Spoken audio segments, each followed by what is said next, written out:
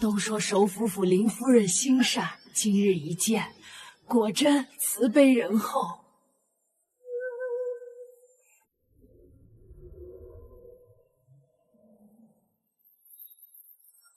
这胎记，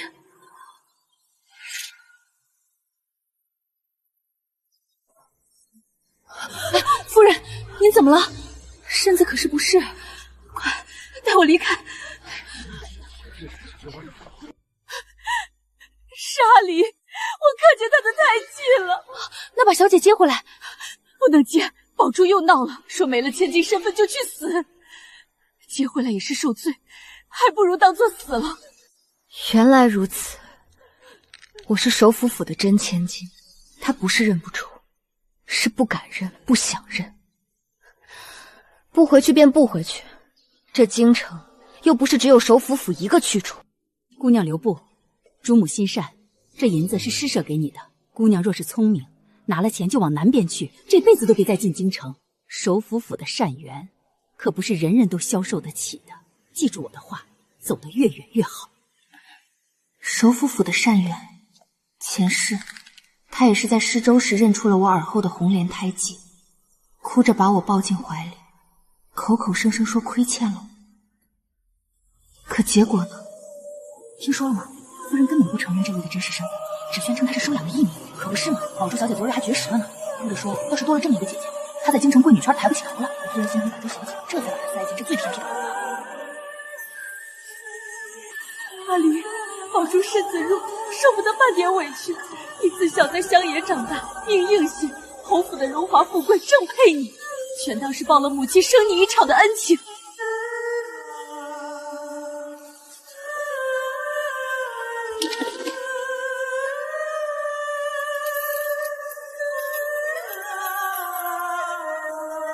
把我送进了这吃人的地牢，整整3个月，烙铁、鞭子，我身上没有一块好肉，而我的好母亲正风风光光地操办着宋宝珠和探花郎的盛大婚礼，连一杯水都不曾给我送来。这一次，他竟连那一杯毒茶的伪善都舍，直接在街头断了我们的母女情分。母亲，你一定以为我死透了吧？可我没死。这样正好，林氏、宋宝珠，这笔账我们该一笔一笔清算了。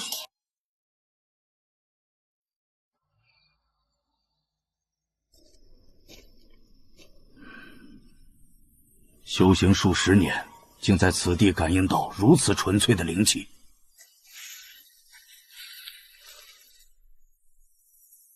竟还有一丝气息。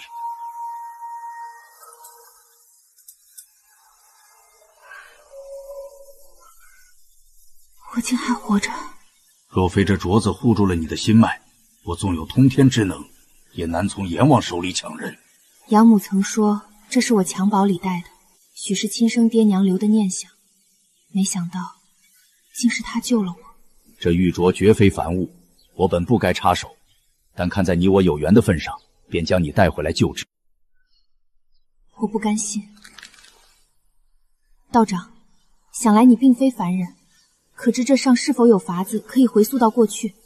若能回到他们做出狠心决断之前，即便散尽这灵气，我也愿意。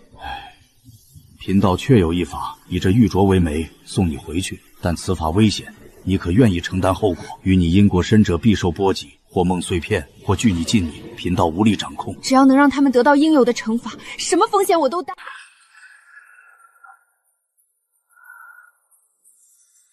伸出手。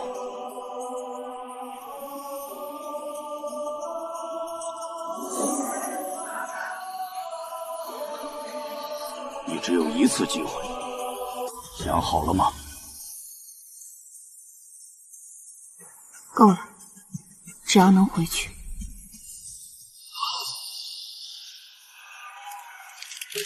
宋家势大，若想扳倒他们，必须要投靠势力更强大的人。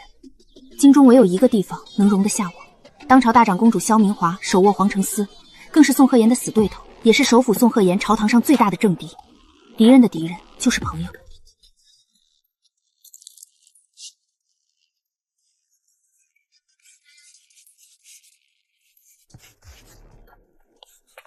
哪来的小乞丐？滚远点！这是长公主府。把这个呈给长公主，只要她看了，自会见我。若她不见，我立刻就走。你是什么人？怎么知道这3个字？你只需照我的话去传达。如果长公主不愿见，我自会转头去找安远侯。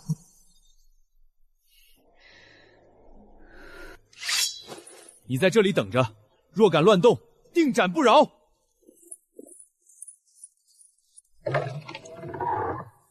带走。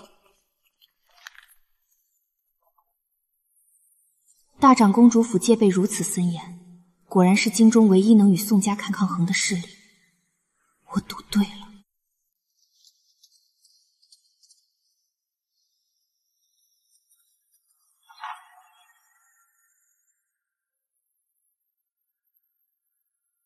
你可知你写的是什么？民女当然知道，首府宋鹤年私开岭南铜矿，大肆铸造私钱，图谋不轨。殿下，这岭南矿案皇城司查了整整3年，折损数十人也没摸到实证。民女不仅知道这些，还知道最核心的账本藏在何处，就在城外云门寺菩萨像的莲座之下。你一个流民，从何得知这等朝廷机密？这不重要，重要的是，殿下需要这本账册去打压首府，而我需要殿下做我的靠山。你胆子很大，但你要知道，若是账本不在你说的那个地方，本宫现在就能将你抓起来。民女愿以性命担保。去。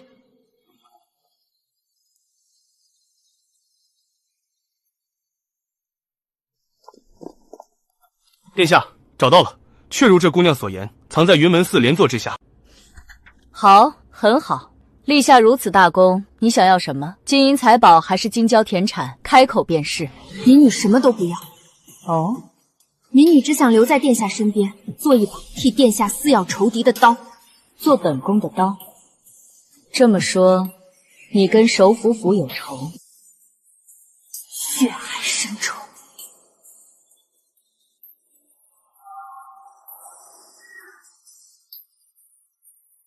我年轻时候也被人当成棋子用，后来我把那一家子连根拔了。留下吧，从今日起，你便是我萧明华的义女。记住了，在京城，只有握在自己手里的刀才是真的。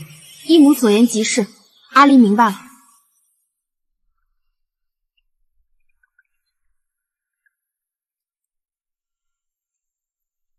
郡主这胎记生的可真是极妙，像是在雪地里开出的一朵活莲花。洗去了这一身烂泥，这副皮囊倒是连我自己都快认不出了。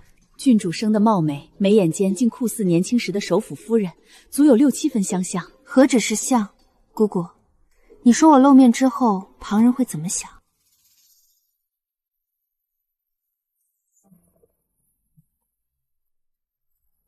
朕念皇姐遗珠之痛，特封其女为昭和郡主，赏头面10副，锦缎100匹。昭和郡主接旨谢恩，恭喜郡主荣印册封，尊荣加身。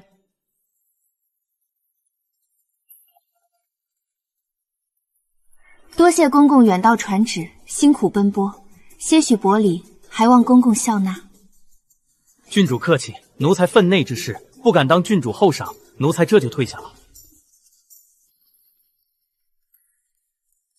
殿下这一手安排的极快，如今全京城都知道您是长公主在江南巡回的亡夫遗妇女了。只有名正言顺，手里的刀才杀得进仇人的胸膛。陛下封您为昭和郡主，如今这京城里谁也不敢再小瞧了您。这封上来的正是时候，这半月辛苦姑姑悉心教我京城礼仪打理账务，费心了。郡主天赋异禀，这些晦涩的东西，旁人要学几年，您竟学得比谁都快。吃过苦的人总是学得快3分，若学不快，可就没命了。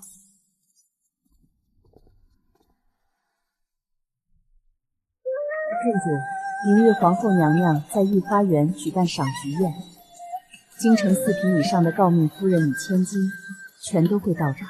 殿下特意交代，明日是您正式露面的日子，务必要艳压群芳。赏菊宴，这可是个好地方。郡主去过吗？没去过，却听过不少热闹。听说那首府府的宋宝珠准备了一首好诗，打算在那宴上拔得头筹，还要去觅她的如意郎君呢。前世林氏为了不让我去丢人，将我锁在柴房3天3夜，而这一次，告诉殿下，我会好好准备。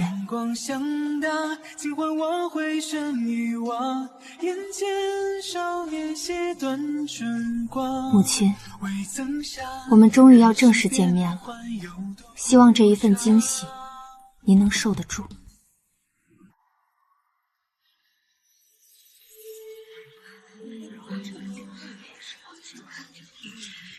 听说了吗？长公主寻回了失散多年的女儿，今日要带出来露面。我也听说了，说是流落江南多年，也不知是个什么样的。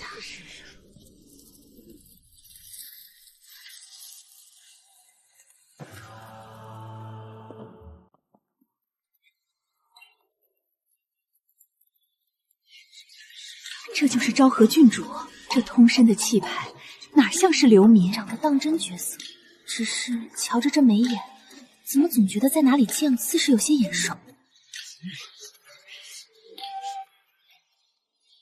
你瞧那少和郡主，是不是有些眼熟？哎呦，老奴瞧着那眉眼轮廓，简直跟林夫人刚嫁进首府府那会儿一模一样，就像是一个模子里刻出来的。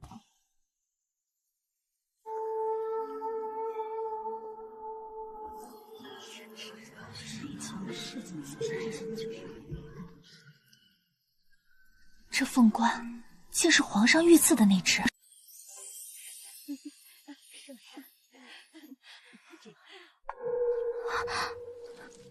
母亲，您快看，长公主身边那位郡主，她长得好像……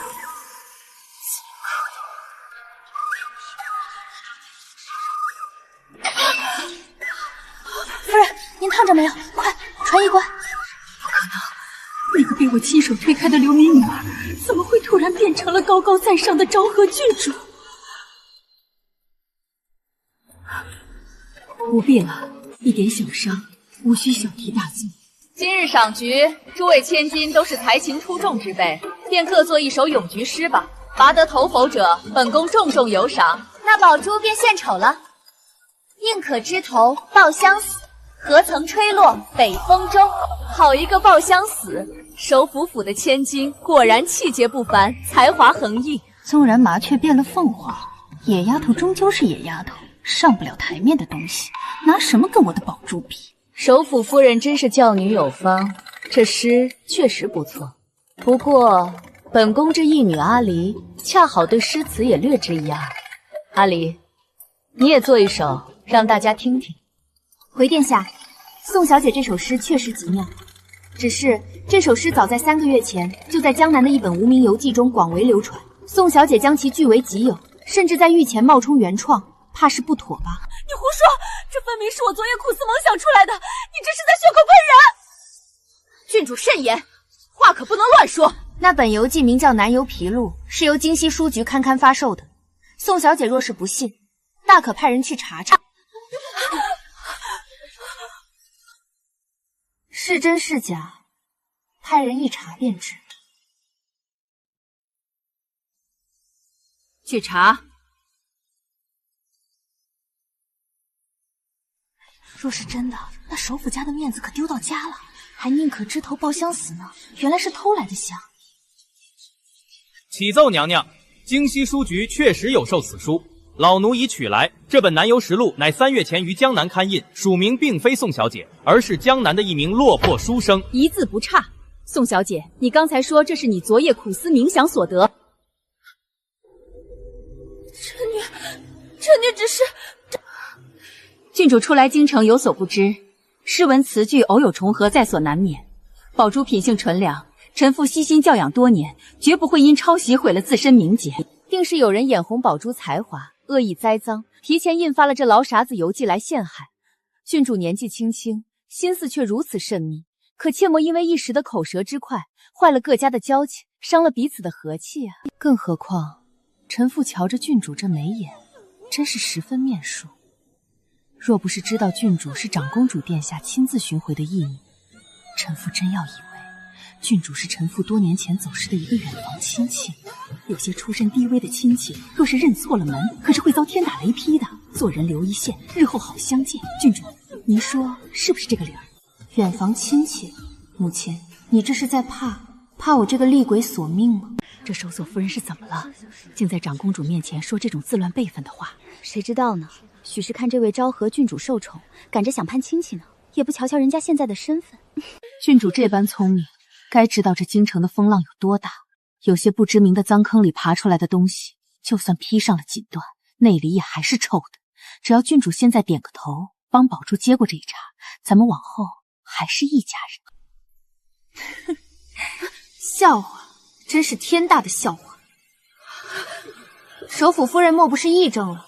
还是这御花园的花香太浓，让夫人在这儿发起了春秋大梦？你休要在这儿混淆视听，臣妇不过是觉得郡主眼熟。本郡主乃是长公主殿下亲自从江南接回的义女，圣上亲口册封圣旨明诏的昭和郡主。夫人却在此当着皇后娘娘与义母的面攀扯什么走失的远房亲戚。夫人这话，本郡主倒是听不明白了。夫人是想说自己与皇家有亲戚吗？还是说夫人觉得义母的眼光竟比不得夫人看一眼来的准？所以夫人是想说自己与皇家有亲戚吗？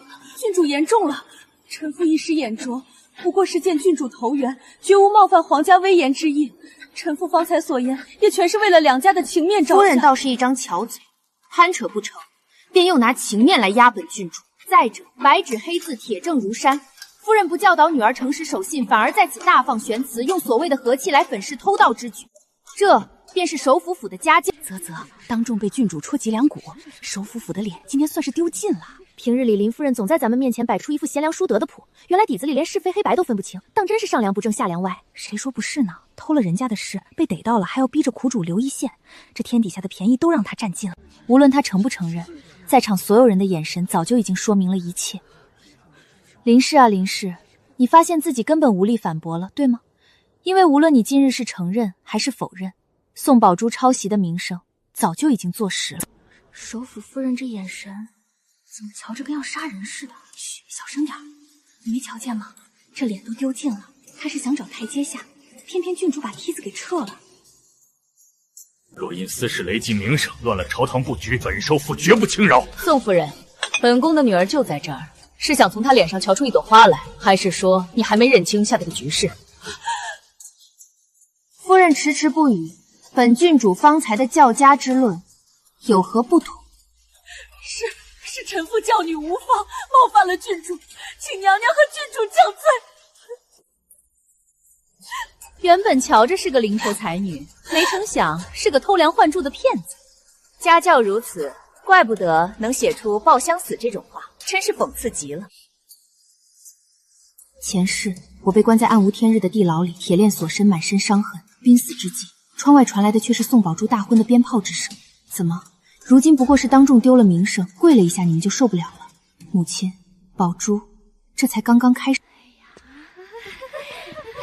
小猪，郡主仪态万千，今日这点翠凤冠，真是只配郡主这般风华绝代之人。就是郡主方才那番话，当真是大快人心。郡主流落江南受苦了，往后若有空，可定要来臣妇府上坐坐。臣妇那儿新进了一批上好的男猪。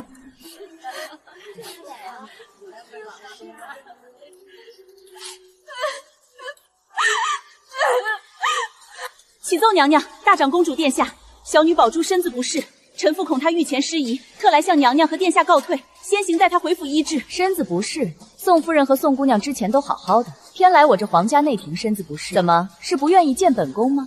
是啊，既然来了，就陪皇后娘娘把这出戏看完。若是现在走了，外人还当是这皇家的御花园容不下首府家的贵客。郡主，您瞧殿下嘴角都快压不住了。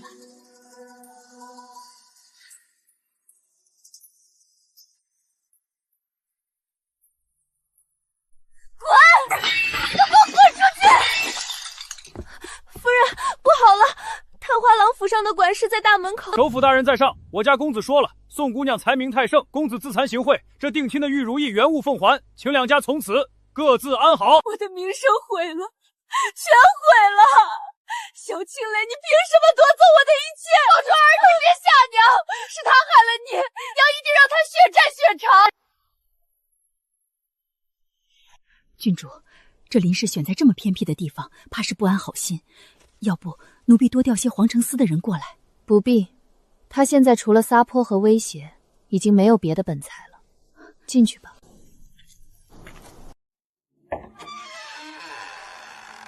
你果然赶来。首府夫人相约，阿离怎赶不到？有些话，长公主的走狗听不得。都下去，守在百步开外，谁敢偷听，乱棍打死！你耳后的胎记，我从未对任何人说过它的形状，那是6瓣红莲。可你前几日在宴席上整理鬓发时，故意拨开头发露给我看。你，萧青离，你竟然还活着！你居然能从那个地狱里爬出来！果然如那道士所言，因果纠缠，受波及之人会梦见片段。阿离，喝了这杯定神茶，侯府的富贵正等着你。首府夫人这话，本郡主听不明白。这世间长得相似的人多的是，夫人莫不是老眼昏花，竟对着本郡主认起亲来了？少在我面前装蒜！别以为你攀上了长公主的高枝就能飞上枝头变凤凰，你身上流着我的血，你是我10月怀胎生下来的。当初我把你送进安远侯府，那是让你去享福的，那是侯府是泼天的富贵，是你自己命运克亲，没那个福分才落得那个下场，怪得了谁？你在赏菊宴上故意针对宝珠，就是为了报复我，是不是？早知今日，当初我就该把你掐死在杨堡里。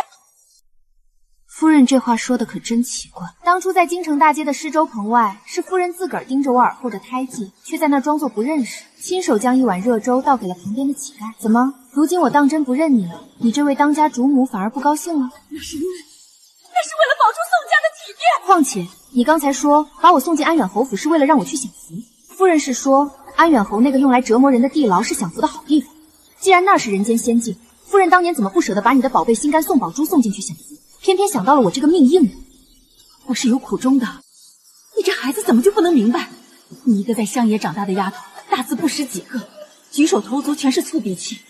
若是当初直接把你接回府，你让京城的人怎么看首府？你只会连累你爹爹的声誉。何况那些琴棋书画、高门礼仪，你一个乡下丫头怎么学得会？到时候还不是要在众人面前丢人现眼？还不如嫁给安远侯，好歹顶着个侯府夫人的谋头，下半辈子衣食无忧。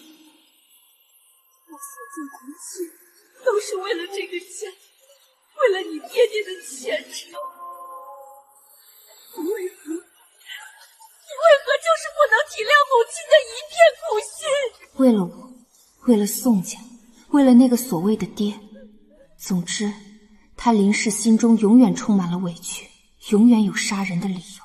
体谅你为了你的好名声，亲手将亲生骨肉送入安远侯那个老畜生的魔窟，受尽凌辱。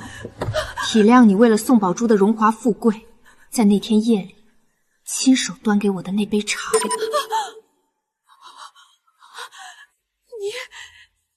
你怎么知道那杯茶里？我怎么知道的并不重要，重要的是，母亲，你没想到我还活着。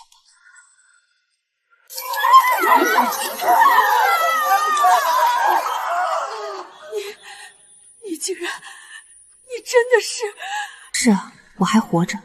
道士从乱葬岗尸堆中将我救出，用金针续命，用药汤吊气，在草铺休养半载。我浑身上下没有一块好皮肉，每换一次药都剧痛难忍。可我活下来了，很意外吗，母亲？不可能，那地牢铁锁重重，安远侯手段残暴，你一个弱女子怎么可能逃得出来？你以为一杯茶就能彻底要了我的命？你以为把我扔进安远侯府的地牢，我就一定会像你预想的那样无声无息地死在里面？你错了！从你在那施粥棚外明明认出了我，却为了宋宝珠的一句哭闹，冷血的不认我开始，你我之间就再无半分瓜葛。阿离，你身上流着我的血呀，你不能这般对母亲。母亲，如今站在这里的是长公主殿下的义女，圣上亲封贵重无比的昭和郡主，而你不过是一个教女无方、德行有亏、交出偷盗之女的首府夫人。我要你们把欠我的连本带利的吐。夫人，您这是怎么了？去了一趟静安市，怎么跟丢了魂似的？他回来了，苏黄黄，那个孽障真的回来了，他变了，他变成了一只索命的厉鬼。您是说昭和郡主？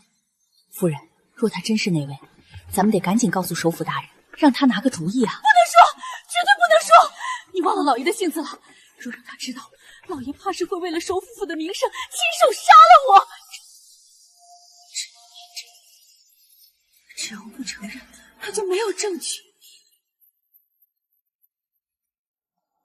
郡主，首府府那边传信，林氏回府后便称病闭门不出，连宋宝珠的哭闹都不管了。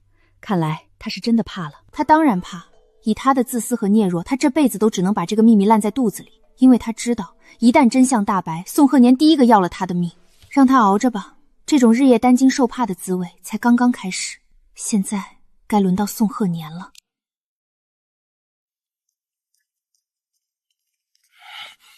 宋首府，听说岭南那边的铜矿最近出了不少新鲜事，有官员举报说那里的收成和账面上对不起来啊。长公主殿下说笑了，岭南偏远，传言误人，微臣定会派人核实。是吗？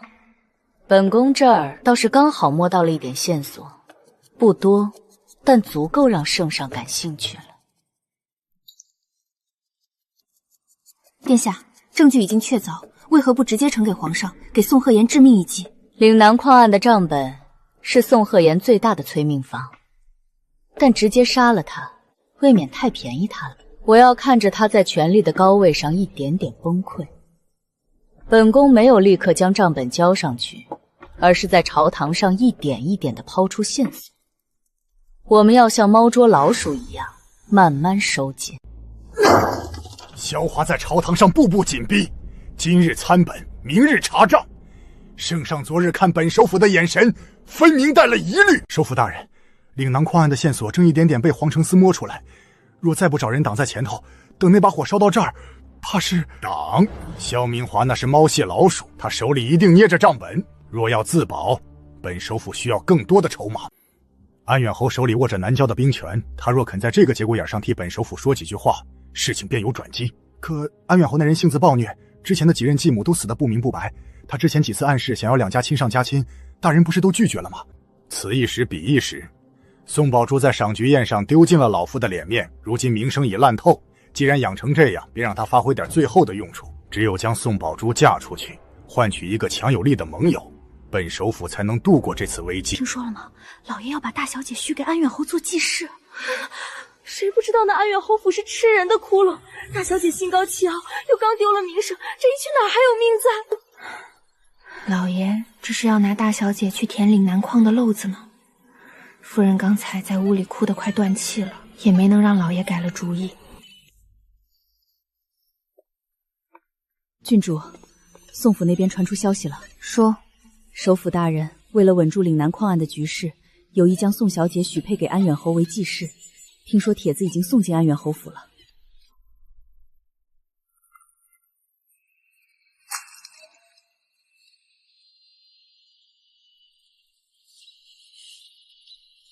安远侯真是个好归宿啊。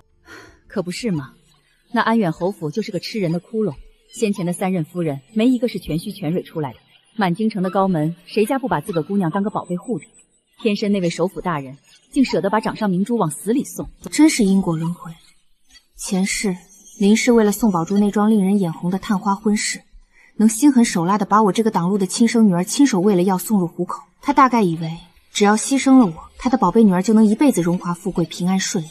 人心不足蛇吞象，如今首府府深陷岭南矿案的泥沼，宋大人若不拿个顶有镇量的东西去堵安远侯的嘴，怕是连自个儿的乌纱帽都保不住了。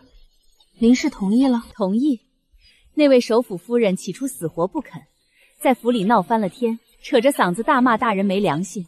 听说他连房梁上的白流都玩好了，闹着要上吊。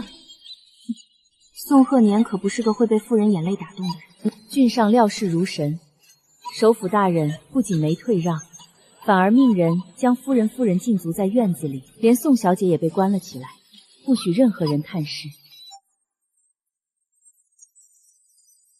瞧着吧，那宋小姐平日里娇生惯养，这一关，怕是连魂儿都要吓飞了。这一回，宋鹤言为了保住自己的权势，亲手将他最疼爱的女儿推向了深渊。我这个亲生父亲，大抵和我是一样的人，重利自私，这样正好。既然这婚事都要定了，身为旧相识，我若不送份贺礼过去，岂不是失了礼数？郡主打算送什么？是金玉头面，还是绸缎布匹？送这些。这是安远侯府前几任继室惨死的验尸阁墓，上面详细记录了那些女子的死因，还有最终死去的细节。比如那位陈氏就很惨，玉姑姑派人去宋府，把这些给宋小姐送去。这怕是会吓死她。就说昭和郡主感念宋小姐当日在赏菊宴上的才情，特赠薄礼一份。我想宋宝珠看后一定会非常感激我。诸位大人，日后两家结为秦晋之好，还要多多坑。大小姐，您不能进去，老爷正在会客。你要把我嫁给安远侯，你不是我爹！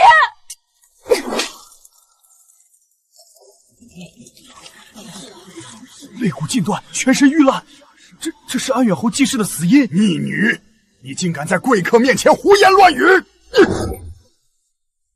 来人，将他带下去，关进囚牢。没老夫的允许，谁也不许放他出来。你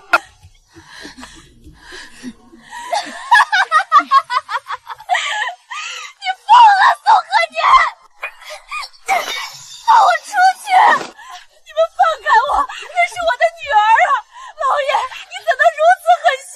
母亲，救我！我不要嫁给安远侯！母亲，宝珠，我的儿啊，是娘对不住你，放我出去！母亲，救救我！我不要去安远侯府！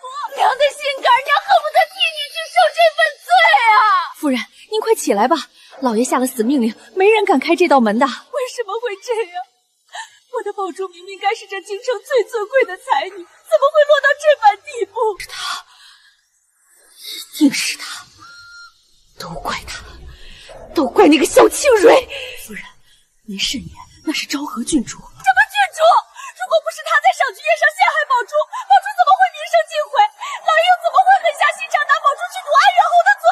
萧清蕊，你竟然还想将一切怪罪到我们头上！你害了我女儿，我不会放过你！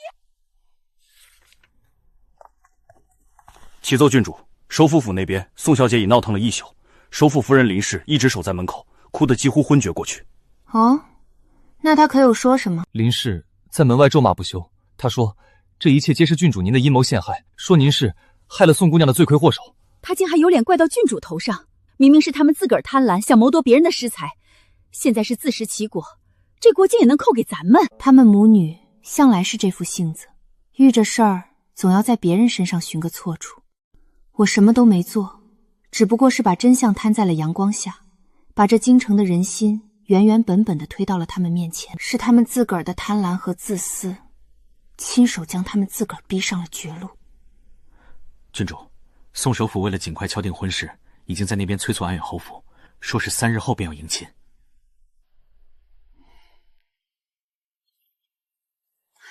郡主，安远侯府那边出大事了。怎么，那位才女终于撑不住了？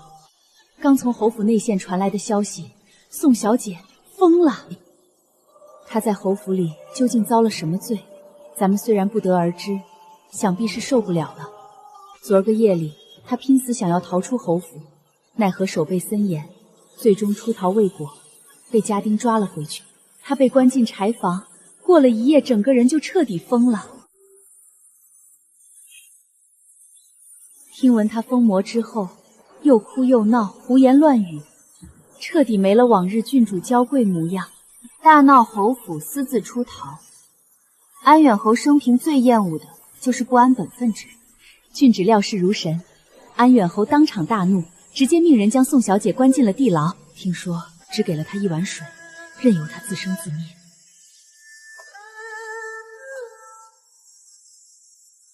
真是因果循环，报应不爽。当真，小姐她当真划烂了脸，亲眼所见，侯府的人把小姐拖出来时，脸划烂了。侯爷嫌晦气，连医官都没请，直接把人扔进地牢了。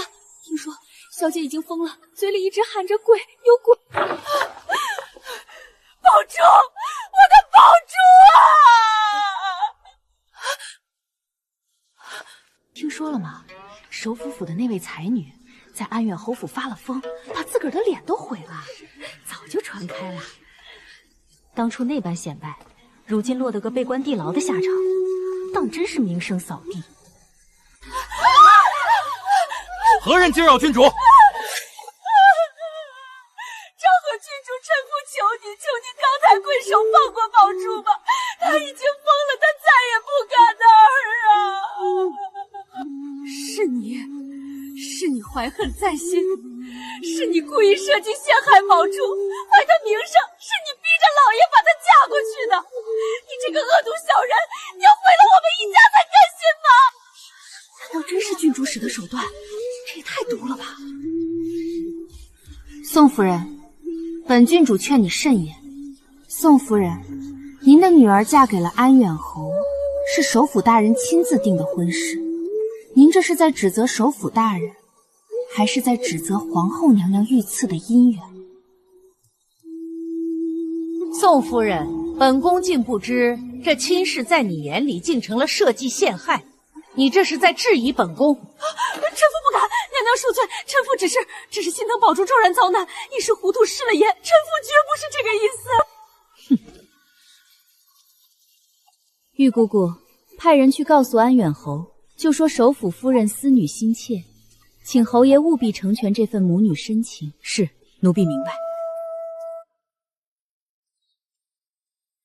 长公管事嬷嬷。是。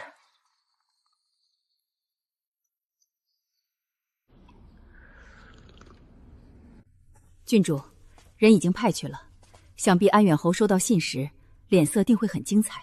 安远侯这个人，我比谁都用清楚，且自生最恨的染指他的家世，尤其是他那看似光鲜，实则龌龊不堪的后宅。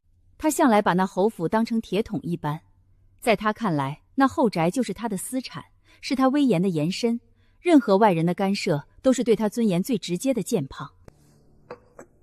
林氏今日带着一众仆妇，浩浩荡荡地冲到公主府门前，拍着门楣撒泼叫骂，说我拐走了他的女儿宋宝珠，要我交出人来。这收府夫人怕是疯了，敢在咱们长公主府门前耀武扬威，以为闹得越大，您就会迫于压力妥协。是啊，可他千算万算，唯独算错了安远侯的脾气，以他的性子，绝不会善罢甘休。张经理，你给本夫人出来！你背地里使的什么阴招，逼老爷嫁了宝珠？你把我的女儿还给我！快开门！堂堂郡主，躲在里面算什么本事？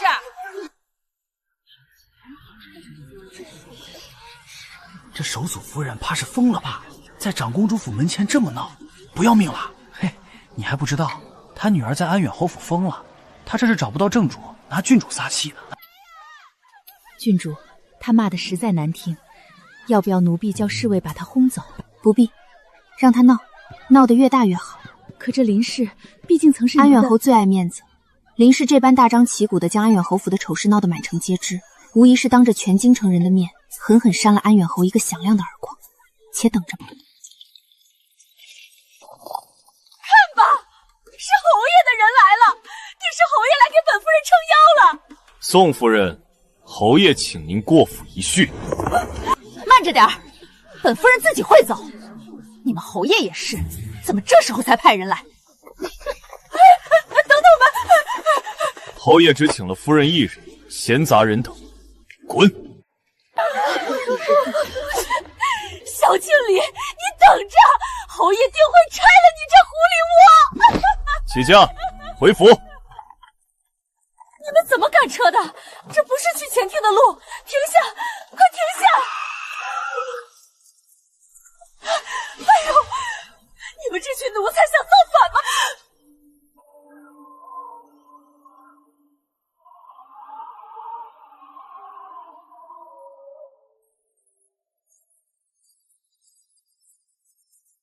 郡主，安远侯的人已经将人带进去了，就在安远侯府西北角那处地牢。地处极偏，常年不见天日。据属下查探，那地牢内阴暗潮湿，脚下的石板路因为经年积水，滑腻不堪，空气中全是腐臭的味道，浓重的血腥味、经年的霉味，还有排泄物的臭味混杂在一起，令人作呕。我怎么会不记得那儿呢？前世我就是在那样的地方度过了暗无天日的3个月，每一声石板下的积水声，都是我在绝望中数过的心跳。郡主，无碍，那首府夫人进去了。是。放开！你们这么没规矩，我可是首府夫人，是你们侯爷名正言顺的丈母娘。去告诉安远侯，这便是你们侯府的待客之道。等见到了侯爷，我定要让他狠狠罚你们。这什么鬼地方？哎呦，这味儿！你们竟敢带本夫人来这种肮脏地方！四夫人，侯爷说了，您不是想女儿了吗？咱们这就带您去团圆。团圆也该是在天庭。宝珠呢？让宝珠出来见我。你们侯府究竟懂不懂规矩？规矩？哼，到了这儿可就只有听天由命喽，宋夫人。您还是先瞧瞧这烂泥地里缩着的，到底还是不是您的宝贝千金？瞧瞧，这就是那位才华逼人的侯府小姐。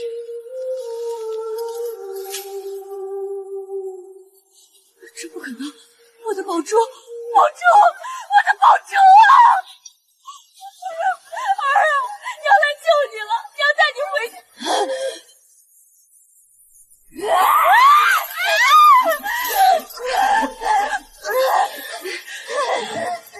瞧瞧，这母女情深闹得倒是热闹。你骗人，是你害我的，都是你非要守着那些荣华富贵。我本来好好的，是你把我害成这样的，都怪你，都怪你！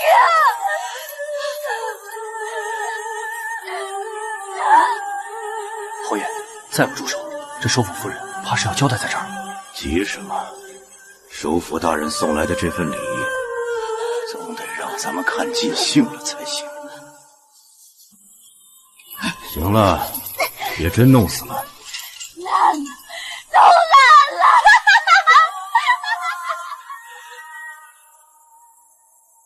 拖出去！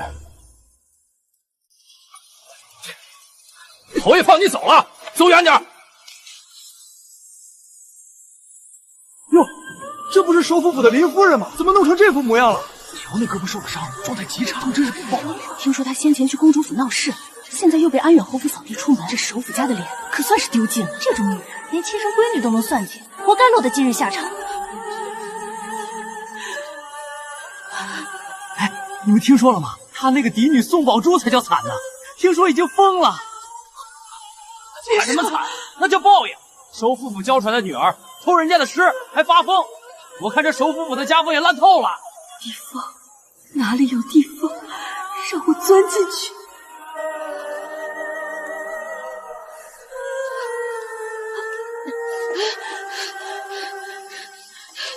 哪来的疯子？怎么一身血腥味？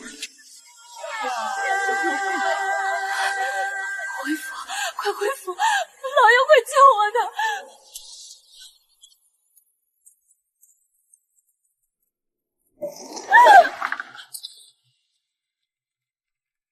哎呦，这是哪来的疯婆子？快给我打出！快扶住夫人！老爷呢？我要见老爷。安远侯他把宝珠害了，他把咱们的女儿害了呀！叫魂呐！老夫还没死，你在这儿奔什么丧？老爷，救救宝珠！安远侯疯了，他把宝珠关进了地牢，宝珠也疯了，他竟然咬我！老爷，你快派人去侯府把宝珠抢回来呀！救他？老夫的脸面，宋家的名声全被你们母女俩毁干净了，你还要老夫去救他？毒妇，无知蠢妇！老爷，你凶我！我跟了你20年，我是为了宝珠啊！为了宝珠，我宋鹤年几十年的清誉全毁在你这个蠢妇手里了。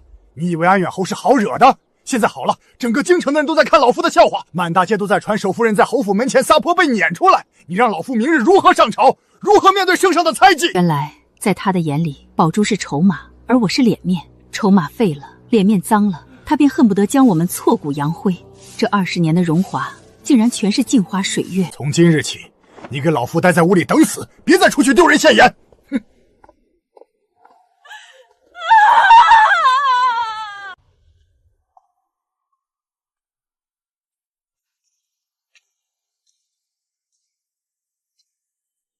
长公主这几日天天在大殿上抛出岭南的零碎线索，看来今日是要动真格的了。宋大人这次怕是悬了。皇上驾到，众臣觐见。吾皇万岁万岁万万岁！众卿平身。今日早朝有何事启奏？启奏陛下，岭南矿业乃朝廷税收重地，今日里却多有流言蜚语，污蔑微臣指使地方官员中饱私囊。微臣恳请陛下明察，还微臣一个公道。皇上，宋首府既然要公道，本宫今日便给宋首府一个公道。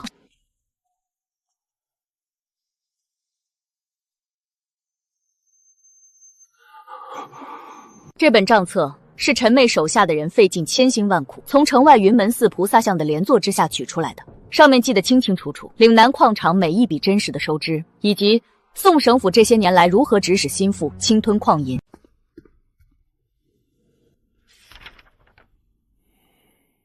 宋鹤年，你好大的胆子！陛下，陛下恕罪，微臣，这怎么可能？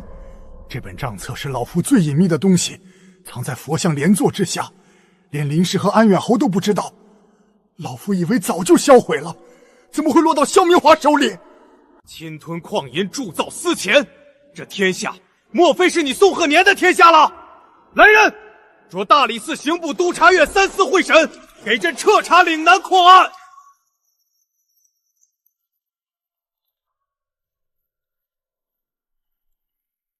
奉天承运皇帝诏曰：首府宋鹤年结党营私，贪赃枉法，私开铜矿，中饱私囊，罪大恶极，现智夺官职爵位，打入天牢，择日问斩。首府府即刻抄家，所有家产充公国库，家属从严发落。钦此。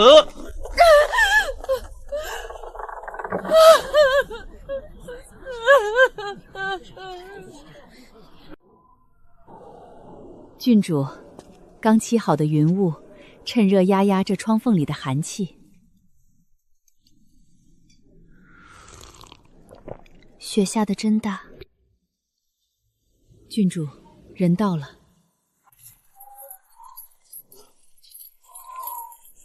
快点，磨蹭什么？想死在这儿吗？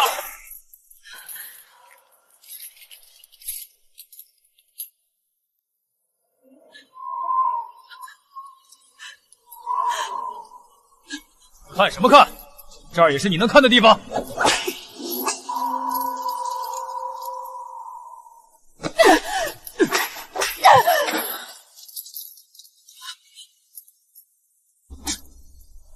快走！磨蹭什么？耽误了爷回城吃酒，老子现在抽死你！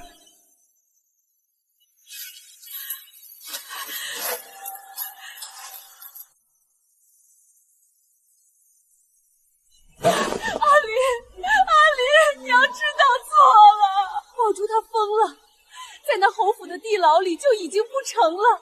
她每天在那儿没窗户的屋子里，怀里死死抱着一个脏的看不出颜色的枕头，嘴里不停地叫着娘，连我也认不出来了。安远侯府里的人说，她现在被关在柴房里，吃喝拉撒都在那一个屋子里，没人管她死活，也没人敢靠近她一步。她在那儿等死啊！阿离，还有你爹，那个高高在上的宋首府，你以为他多爱我？当年他娶我，不过是因为我爹当年的户部侍郎，他看中的是我身后的家世，是能送他扶摇直上的仕途。所以，这就是你为他做坏事的理由。他养宝珠，也不过是因为宝珠能给他攀一门更好的姻亲。我替他算计了一辈子，为了他的前程，我在这京城得罪了多少人？可到头来宋家一倒，他连看都不看我一眼。在他心里，我从不是他的夫人，只是一个弄脏了的物件。阿离，你说的对，当年是我害了你。那杯茶，我哪知道安远侯是个吃人的畜生，明知道那个地牢进去就没命，可我还是为了守住宋家那点可笑的荣华富贵，亲手把你推了进去。你终于肯认了。我看着你被折磨得不成人样，甚至看着你被拖进那间地牢。阿离，我不是没愧疚过，可我不敢承认，我怕一回头，我做的那些亏心事就会把我淹死。报应都是报应。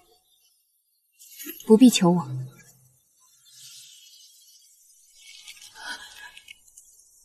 阿离，你相信娘这一次好不好？你耳后的胎记那是6瓣的，刚生下来的时候我就仔细数过，我记得的，关于你的一切，娘心里其实都记得。你记得胎记，却从未记得我受过的苦。阿离，你原谅娘这一次，哪怕让娘去做任何事，娘都愿意。求求你，原谅我好不好？太晚了，你的对不起我受不起，也不需要。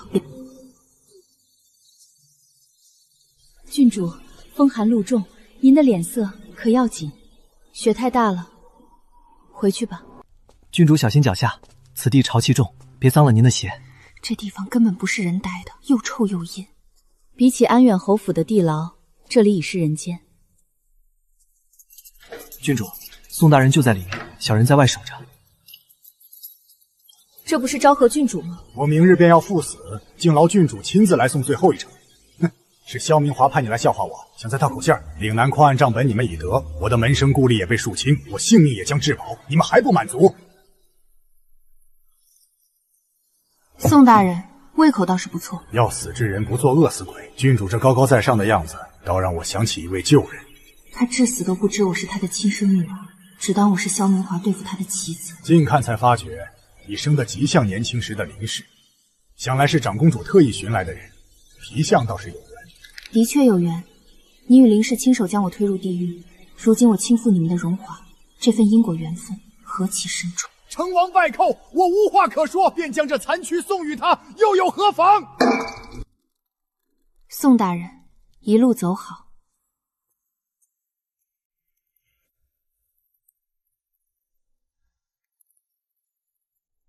郡主喝点热的，暖暖身子。外面终于清静了。宋鹤言倒台，他的党羽也尽数溃散了。安远侯那老东西到头了，皇上对他早有忌惮。近日他无故打死姬妾，被御史台下旨了。陛下震怒，夺爵抄家。如今他已被发配岭南，以他的身子，必死途中。宋家之事已成定局，还有林氏流放途中染了风寒，高烧不退，流放路缺医少药，他怕是撑不到目的地了。他半生娇生惯养，受不住流放的苦寒与磨难，是情理之中。善恶终有报，当年他大雪天将我吹入地牢，如今他雪地重病濒死，皆是报应。大仇得报，你心中可有半分后悔？从未后悔，只是此刻我彻底放下了，所有伤害我的人皆已伏法，再执着过往伤痕已然无用。阿离，你可知这只玉镯的来历？就我的道士说，这镯子有灵气，护住了我的心脉，才让我在乱葬岗保住性命，撑到他相救。阿离，这玉镯是我24年前亲手戴在你手上的。24年前，我夫君战死，我身怀身孕，遭追兵追杀，在岭南破庙生下一女。彼时绝境缠身，我无力护她，便将这镯子戴在她腕上，托付给过路农妇，只求她一线生机。那农妇是我的养母？是。可首府说我是林氏之女，连胎记都对得上。林氏确实丢过女儿，你只是他为掩盖跨错强行寻来的替代品，他不配为你母。我寻了你多年，找到农妇时，你已被带入安远侯府。等我攻破离牢，只剩满地血迹，杳无你的踪迹。我以为你早已葬身乱葬岗，直到你上门找我，我第一眼看见的就是这只我寻觅24年的镯子。我自始至终都认得你。原来如此，你收我为义女，教我权谋，护我周全，无关利用，无关同情，只因你是我的亲生母亲。救我的那位道士也是您安排的吗？不是，当年我搜遍乱葬岗，未见你尸骨，只余血迹，早已为你立牌位，以为你已然离世。是我侥幸得其人将你从鬼门关救下，送回我身边。你能顺利入府见我，皆是因我认出这镯子。我手握矿案账本，本可早早诛杀宋明二人，却迟迟未动。我知晓你满身恨意，满心委屈，我要等你亲手报仇，亲手斩断过往梦魇，方能真正释怀。阿离，娘对不起你，让你受了半生苦楚。娘，原来我从未孤身一人，漫漫长夜始终有人深爱我，盼我归。前尘血债，爱恨纠葛，皆随大雪落幕，尽数埋葬。从今往后，我是萧青离，再无来路，只有前程。